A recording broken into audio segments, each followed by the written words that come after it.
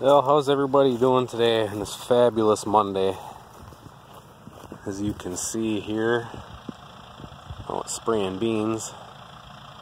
I am actually done spraying now, but I want to come check something out here and just kind of looking at our soil conditions here. There's still some moisture down in there, but we could really use some rain. Man, the dust is just a-rolling. It's really hard on the eyes. And I always find it easier to work with the windows open for some reason. But as I was spraying, I happened to see this right here. Now what in the world? I would guess that is from a bear. It's not from a bear, it's from Sasquatch. It is one big pile of poo. And I tell you what, he didn't do it in the woods. He did it in my bean field. Crazy. So, spraying beans. All my beans are now sprayed. I've got about 100 gallons left in the sprayer. My beans on the corner are sprayed. And about half the cornfield over there is sprayed. So I'm going to go run this tank out in that cornfield. And I should be done spraying for a little while. I'm not going to spray any more corn until it's up and growing. So hopefully I can get by with one pass again this year on the bean ground. We'll see. I've got enough chemical ordered or in inventory to spray everything 2 passes. Let's see, there's about 100 gallons left in there. So I am applying 12 and a half gallons to the acre of water. Quart to the acre of Roundup for Tomahawk. So that's what my mix rate is right now.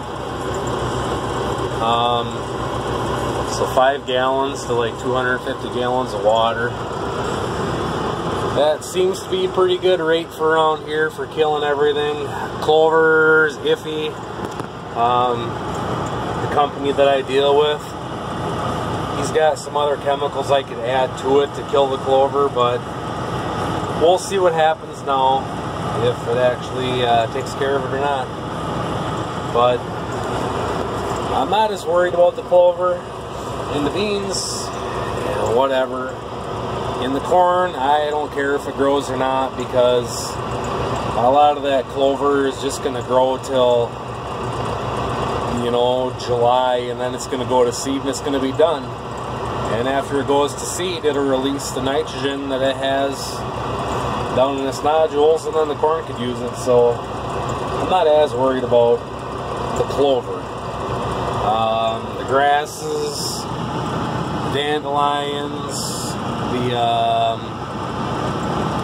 the velvet leaf and all that, I'd like to see that disappear.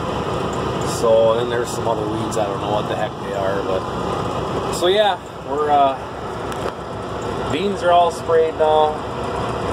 And I wanted to spray this right now because the top of the ground is basically like powder. So I didn't want to come in here after it rained and then pack the dirt down over top of the beans. So right now where I drove, that ground is kind of soft, so the beans should not have any issues emerging out of that. I know a lot of guys around here take a roller after they plant like this and actually pack it. So I think I'm safe with what I'm doing, and that's kind of why I'm spraying it now. Hopefully this one pass will get it through the canopy and I won't have to spray again. But like I say, if I have to spray again, I will. So I'm just kind of crossing my fingers that I don't have to. So anyhow, I spray in C4, 1500 RPMs, and today I am spraying with my pressure down to 15 psi, so I have a very big water droplet because it's, as you can see, every once in a while the wind picks up just a little bit, so I didn't want any drift. Best way to combat drift is a bigger droplet size, so the water is heavier and it falls to the ground faster instead of getting carried away in the breeze.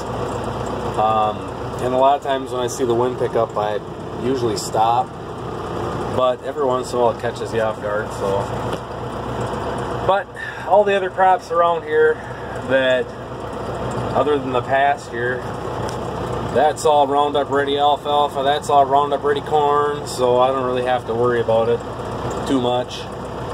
But I still don't want to watch my chemical drift off and get lost. So yeah, we're spraying low pressure today.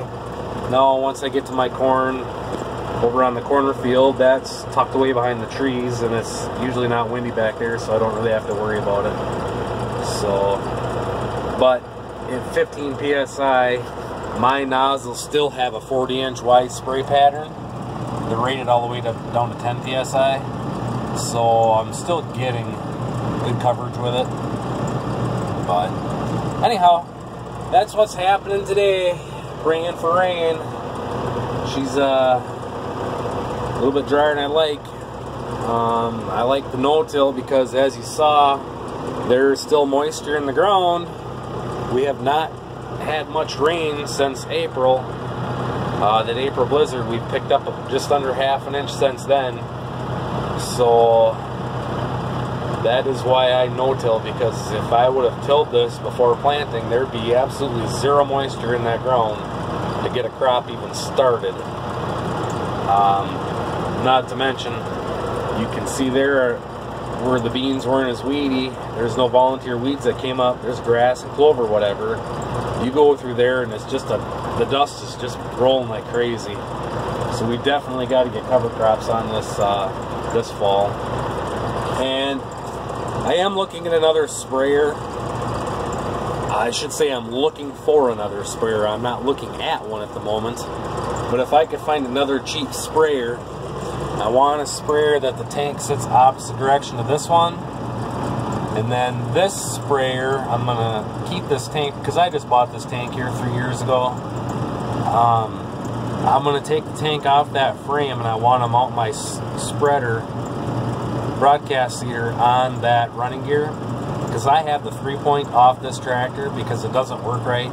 It's either all the way up or down, and when it's up it's always laboring. I don't know if it's that electrical box down here that's messed up or whatever, but I really don't use the 3-point other than that seeder. So I think I'm going to try and mount it on that running gear, and then I can broadcast into my corn while it's growing. I like to get it where I can go through and broadcast seed winter eye when the corn is knee high. The last time, go through it with the tractor. So that's normally the last time I spray my corn.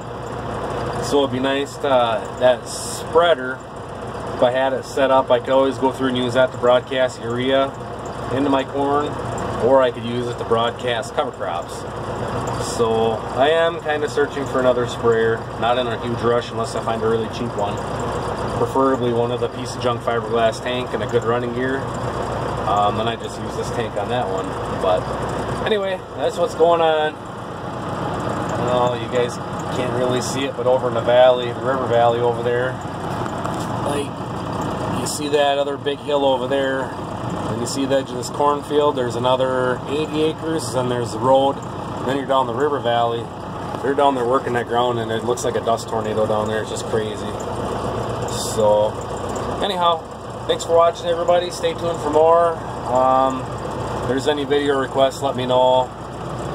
I picked up my chemical and some other stuff this morning. I got to make a video for Landmark Cattle on some stuff that I mix with my cattle feed and minerals. So I'm going to try and make that video hopefully tomorrow. I have to grind some feed for the calves and for the steers again. So stay tuned for that. And like I say, if there's any other requests, let me know. Otherwise, I don't really know what to make video of. If I should make video of actually spraying or not. It's the same thing, just a different year. So let me know what everybody thinks. So thanks for watching, everybody. Stay tuned for more, and catch you all in the next one.